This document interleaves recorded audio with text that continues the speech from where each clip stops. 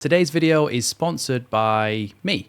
If you head down to the link in the description below, you'll find a link to my Etsy page where I will be selling Leeds United prints, this being one of them, the Marching On Together print. This is available with a white background as well, with different coloured stripes. And then there's also some other ones there, Leeds Legends print and Champions Again print, and there'll be more added in due course. If you don't make a purchase, still go over there. Make sure you go and like the shop. That would really help me out. Tries to push me up in the Etsy algorithm. That would be great. Thanks for your time. Welcome back to Leeds Lately. Again, another transfer video today. They're coming thick and fast now with all the rumours and things that we're being linked with. Of course, as well, just before we get into it, make sure you hit that big red button down below. But I just want to say, look, just because we've been linked doesn't mean his transfer is going to happen, but I kind of see this as a service to say, this is the player that we've been linked with. Do you want to know more about them? If you do, watch this video. And that's it. It doesn't mean that we're necessarily signing them. I'm not trying to say that we are.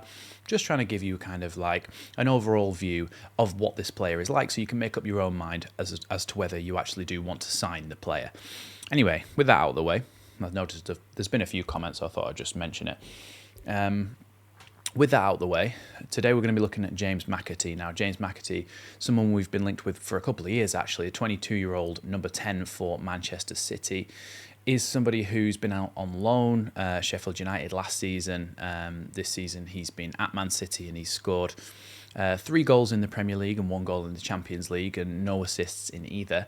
But of course he's only played 15 times in the Premier League and 5 times in the Champions League. So not a massive amount of game time for him, but for someone so young at 22 years old, he is somebody who has a very bright future as well. When you look at his list of trophies, it's obviously ridiculous, but that's because he's obviously been part of the first team squad at Man City for so long.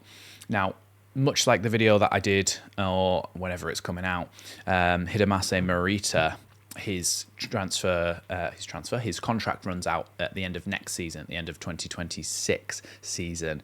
So the value is a little bit cut down. So rumoured to be around 18 million euros according to Transfermarkt, but we could see that might be around 15 million pounds, 20 million pounds if Leeds were able to get James McAtee. Now apparently has a lot of suitors from different places, but James McAtee is someone who is never going to overtake Kevin De Bruyne instantly. I think Man City are a team where Kevin De Bruyne, even if he does 1 or 2 more years, James McAtee's kind of path to the first team is blocked a little bit, and I do think that he kind of needs to go elsewhere to find his feet. Now, the thing is with James McAtee, you can look at it and go, do we take the risk and get someone who potentially does what Cole Palmer did, which was to leave Man City, go to Chelsea, which obviously he went to Chelsea for a lot of money, Cole Palmer, but he hadn't necessarily proved himself very much. Probably around the same as what James McAtee has done, maybe a little bit more.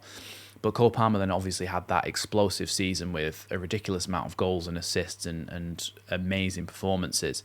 So are you buying James McAtee because of that kind of, there's a precedent already set? If Cole Palmer hadn't already done that, would you still be as interested in James McAtee? I think maybe you would, but there's definitely an element of that in there that, okay, look what Cole Palmer did. But James McAtee is his own man. He's a completely different player. Like I said, the 22-year-old has played primarily as a kind of number 10, but it can play in central midfield or out on the wing as well.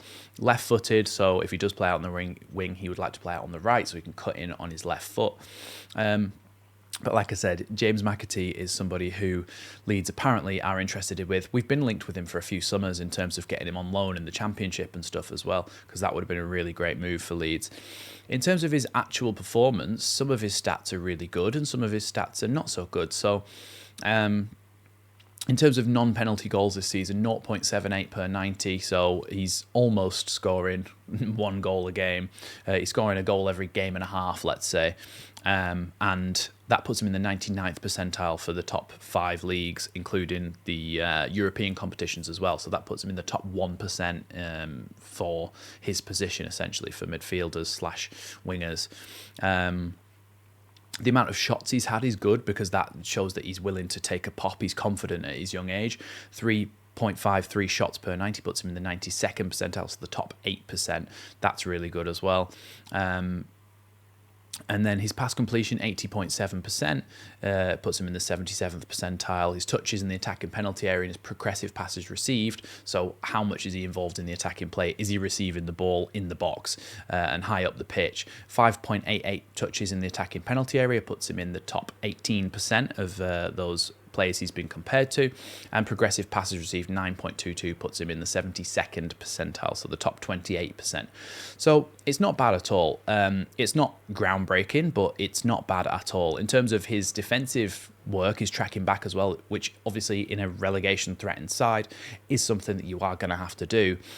His tackles per 90 is 1.96, puts him in the top 10%, and his blocks per 90 is 1.96 as well, which puts him in the top 1% of kind of number 10s and wingers. So he's way up there in terms of his defensive contributions as well. So overall, he seems like he would be a hard worker. He would try to track back. He would try to do those jobs. He needs to improve on his assist game, but if he's got a full season, is he gonna be a lot better at that? We've seen him last season play for Sheffield United in a team that got relegated, so he's got a little bit of experience of that in the Premier League, the kind of relegation threatened. But whether that knocked his confidence or made him set up to do it again, it can go one of two ways. When we talk about players who kind of are compared to him, similar based on statistics, there are some really good players in here. Brennan Johnson from Spurs, of course, Karo Mitoma from Brighton, Oyan Sanset from Athletic Bilbao, really good player there. Leandro Trossard, Cody Gakpo, Noni Madueke, Luis Diaz, Jamal Musiala, like some of the, in terms of his, obviously it's a smaller sample size because he hasn't played as many games, but in terms of his contributions and the way that he's played, that's how he's being compared to those kind of players, which doesn't necessarily mean he's as good as those players.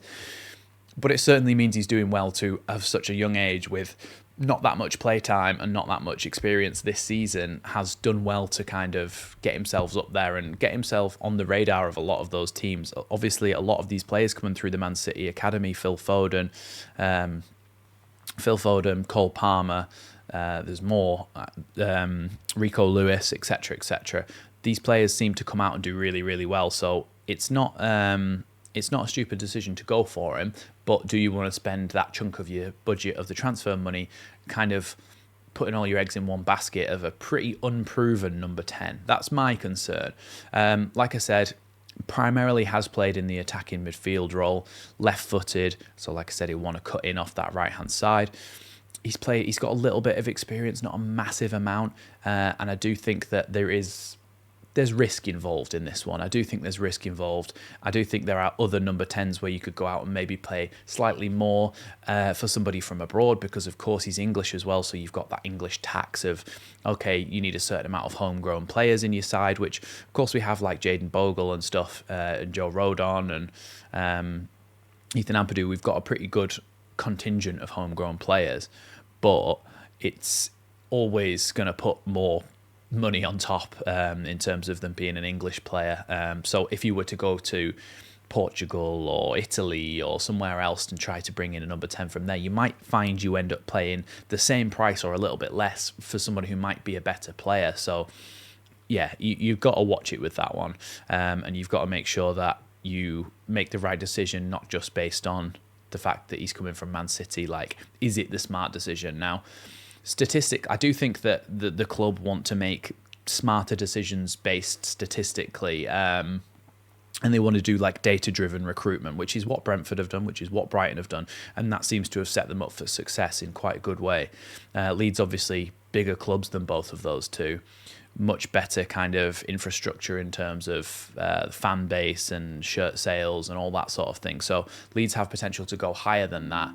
So if they do, are they going to go and get somebody who's a little bit more data-driven, pluck someone from not obscurity, but a little bit less obvious than James McAtee? Let me know what you think of James McAtee down in the comments below. I'm unsure at the moment. I think we need to have a little shop around first. And I know this is just a rumour, so it's not necessarily the one that Leeds are actually going to go for. And the 49ers have pretty much moved silently over the course of the time that they've been in charge in terms of recruitment. But I think it's just, there's caution to be had with James McAtee. We need to make sure we definitely want him before buying him, because could be one of those decisions where you go, okay, we've got another number 10 who's not really fit to do the job, and then you're kind of stuck then. So that kind of worries me a little bit, but I do think he also has potential to be a very good player.